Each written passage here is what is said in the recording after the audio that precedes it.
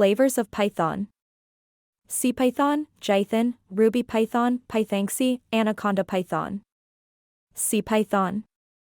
This is the standard Python compiler implemented in C language.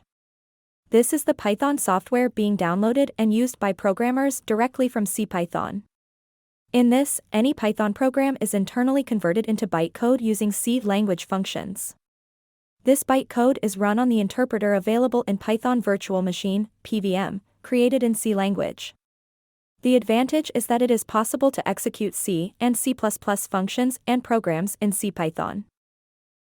Jython. This is earlier known as Jython. This is the implementation of Python programming language which is designed to run on Java platform. Jython compiler first compiles the Python program into Java bytecode. This bytecode is executed by Java Virtual Machine, JVM, to produce the output. Jython contains libraries which are useful for both Python and Java programmers. RubyPython. This is a bridge between the Ruby and Python interpreters.